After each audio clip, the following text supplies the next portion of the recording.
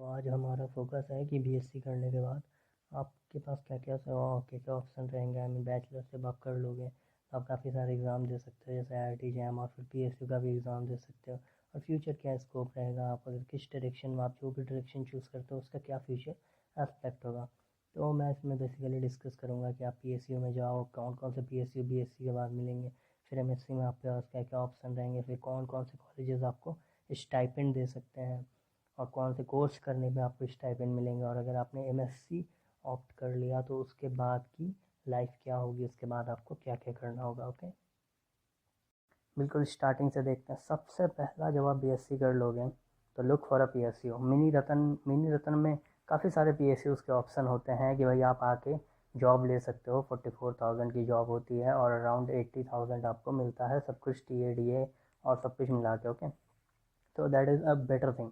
अगर आप सोच रहे हो कि आप बीएससी बनने के बाद साइंटिस्ट बनना चाहते हो और आप एक एवरेज स्टूडेंट हो, तो leave that thing and go for PSU. Okay, PSU में आप मिनी रतन आएगा। ओके, आप लेवल 5 टू लेवल 10 का जॉब्स होता है, गवर्नमेंट जॉब्स, आप उसमें भी अप्लाई कर सकते हो। For example SSC, CGL and then UPSC जो लेवल 10 का है, and then other government jobs related to related to bachelors और whose requirements are, I mean qualifications are bachelor's। okay, तो इन सब में आप ध्यान दे सकते हो। ये बेटर ऑप्शन है, ये सबसे फर्स्ट ऑप्शन है और यही सबसे बेटर ऑप्शन है कि आप पीएसयू और अदर गवर्नमेंट जॉब्स पे ध्यान दो। ठीक है, मैं एमएससी को आने को नहीं कहूँगा। अगर आप बहुत ज़्यादा मन है आपको पढ़ने का या फिर रिसर्च करने का, तभी आप एमएससी की तरफ एंटर करिए। Okay, now moving on to MSc.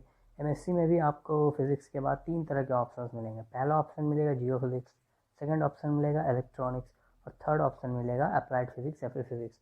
और कई कई लोगों को एस्ट्रोफिज़िक्स में भी ऑप्शन मिल जाता है आइसर में, तो that will B far better. अगर आपको आइसर बोलती है आईआईएसटी, अगर आपको आईआईएसटी मिल जाता है तो उससे बेटर कुछ है ही नहीं। ठीक है ना, जब आप बीएससी के बाद जैम दे देते हो, आईआईटी जैम के बाद आपका सर्टेन रैंक आता है, उसके बाद आपको फॉर्म फिल करके कॉलेजेस फिल करना रहता है कि which college do you prefer. तो मेरा ये कहना है कि आप सबसे पहले जियो फिज़िक्स की तरफ जाइएगा। जियो फिज़िक्स में बहुत ज़्यादा स्कोप है, बहुत ज़्यादा स्कोप इन द सेंस बड़े बड़े गवर्नमेंट जॉब जो लेवल 10 के होते हैं, आईएएस लेवल के, वो सारे जियो फिज़िक्स के होते हैं। और हर एक स्टेट भी अपना जियो फिजिसिस्ट का वैकेंसी निकालता है। ओके, तो geophysics is very important. Then again अगर आप गेट देते हो जियो फिज़िक्स से तो स्टूडेंट्स भी कम होते हैं और आपको जितना भी रैंक आएगा, ऑल एंड ऑल आपका कहीं ना कहीं प्लेसमेंट हो जाएगा। अराउंड 6 to 8 लाख मिनिमम है। और आप कह सकते हो कि आप एक सेफ़ जोन में रहोगे, क्योंकि आप काफ़ी गवर्नमेंट जॉब भर सकते हो और जो फिज़िक्स वाले भरेंगे वो आप भी भर सकते हो। तो it is a better option, Jio physics is a better option. और ये बेसिकली आईआईटी बॉम्बे की बहुत अच्छी होती है और आईएसएम की बहुत ही अच्छी होती है। आईएसएम की टॉप क्लास है और फिर आईआईटी बॉम्बे की है। तो आईएसएम से जनरली क्या होते हैं कि जियो फिजिसिस्ट काफ़ी लोग बनते हैं नेशनल लेवल पे, यूपीएससी लेवल पे। That is why ISM is kind of better. Now moving forward you will get electronics. Electronics आपको कुछ कॉलेजेस ऑफर करेंगे जो आपको एमएससी प्लस एमटेक देंगे। Now this is also a very good option, क्योंकि जब आप एमएससी प्लस एमटेक कर लोगे इलेक्ट्रॉनिक्स में तो आप गेट भर सकते हो इलेक्ट्रॉनिक्स के थ्रू। और गेट निकालने के बाद आपके पास काफ़ी सारा ऑप्शन होगा। अब जनरली जब भी आप सरकारी रिजल्ट में जाओगे और सर्च करोगे गवर्नमेंट जॉब्स का, तो आपको इलेक्ट्रॉनिक्स का बहुत ज़्यादा जॉब मिल जाएगा। तो दैट विल कि तब क्या, जब आप अप्लाइड फिज़िक्स या फिर नॉर्मल फिज़िक्स ले लो, तो भाई देखो फिज़िक्स जनरली लेने के लिए क्या होता है कि दिमाग में कि भाई हमें कुछ रिसर्च करना है या फिर कुछ बड़ा करना है और कुछ इन्वेंशन टाइप का करना है। For example in solid states करना है या फिर कुछ डिस्कवर करना है इन थियोरेटिकल फिज़िक्स लाइक दैट। तो आप फिज़िक्स ले सकते हो। और फिज़िक्स होने के लिए आपके पास पेशेंस चाहिए। आई मीन फिज़िक्स लेने के बाद आपके पास पेशेंस चाहिए और हड़बड़ाना नहीं चाहिए। ओके, तो फिज़िक्स मान लो आपने फिज़िक्स ले लिया, then what, then after that there are certain colleges that will give you stipend। कुछ कॉलेजेस है जो आपको स्टाइपेंड देंगे, जैसे कि आइजर्स। आइजर्स आपको 8,000 to 10,000 का स्टाइपेंड देते हैं एमएससी में, और फिर पीएचडी में 31,000 कर देते हैं। और ये जनरली एमएससी प्लस पीएचडी लेते हैं। ठीक है, ये जनरली एमएससी प्लस पीएचडी लेते हैं, इनमें वैकेंसी ह्यूज तरह की होती है। और आईआईटी मद्रास आपको एमएससी करने पे भी आपको 12,000 के अराउंड स्टाइपेंड देता है पर मंथ। तो that is a good thing. Now बाकी सारे कॉलेजेस नहीं देते हैं आपको, एमएससी करने पे स्टाइपेंड नहीं मिलता, आपको सिर्फ एमटेक करने पे ही स्टाइपेंड मिलता है। नाउ अगर आप किसी कॉलेज में MSc प्लस PhD करते हो तो that is a good thing. तो उस केस में कॉलेजेस, जनरल कॉलेजेस जैसे IIT खड़गपुर, हो सकता है कि आपको स्टाइपेंड दे, आप ऐसे उसको चेक कर लेना।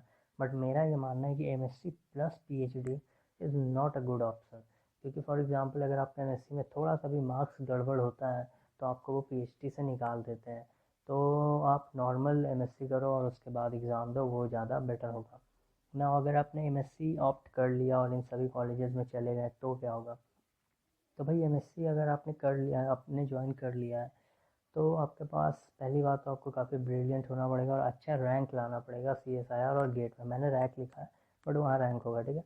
तो अच्छा रैंक लाना होगा CSIR और गेट में, ताकि आपको एक स्टाइपेंड मिल सके PhD में एंटर करने के बाद, और आप PhD कंप्लीट करके फिर प्रोफेसर बन सको ना। PhD कंप्लीट करके प्रोफेसर बनना इतना भी आसान नहीं होता है।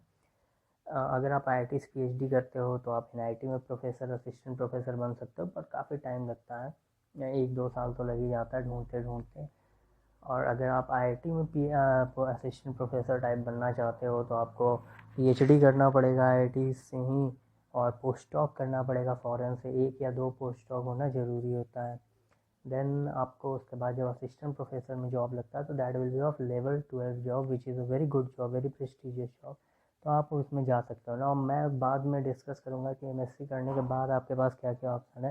फ़िलहाल के लिए आप इतना ही ध्यान में रखो कि आपको अगर गवर्नमेंट जॉब मिलता है तो that will be a better option. आप MSc की तरफ जाने की कोशिश कम करो। हाँ, शुरू शुरू में देख के बड़ा अच्छा लगता है कि oh my God black hole है यार, ब्लैक होल के बारे में जानेंगे, या फिर जनरल रिलेटिविटी है, किसी ने नहीं समझा मैं समझूंगा।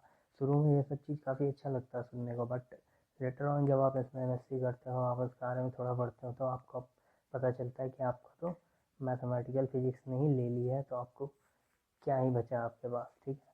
तो ऐसा होता है, mathematical physics is very important. अब आप पहले उसको देखो, स्टेप बाय स्टेप चलो, जो उसमें आके कुछ भी मत ले लो कि भाई हम तो ये करेंगे ही करेंगे। Go for a government job, better job. और अगर आपको साइंटिस्ट ही बन रहा है, रिसर्चर ही बनना है, then go for pure physics, okay, that will be better.